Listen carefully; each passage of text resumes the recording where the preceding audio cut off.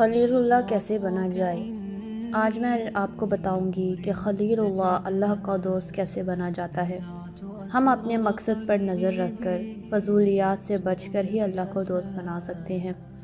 آپ سب حضرت ابراہیم علیہ السلام کو تو جانتے ہی ہوں گے۔ اللہ سبحانہ و تعالیٰ نے ان کو اپنا دوست منتخب کیا۔ قرآن کریم میں ان کے لیے حنیفہ مطلب یکسو ہونے کی صفت بیان کی گئی ہے۔ اگر آج ہم بھی اللہ سبحانہ و تعالیٰ کی طرف جاتے راستے پر یکسو ہوں گے، فضولیات سے بچیں گے، تو ہم بھی اللہ کے دوست بن جائیں گے، کیونکہ پہلے بھی وہی رب تھا اور آج بھی وہی رب ہے۔ مومن تو ویسے بھی اللہ کی محبت میں شدید ہوتے ہیں۔ اللہ سبحانہ و تعالیٰ سورہ بقرہ میں فرماتے ہیں وَالَّذِينَ آمَنُوا أَشَدُّ حُبًّا لِلَّهِ، اور ایمان والے تو اللہ کی ہی محبت میں شدید ہوتے ہیں۔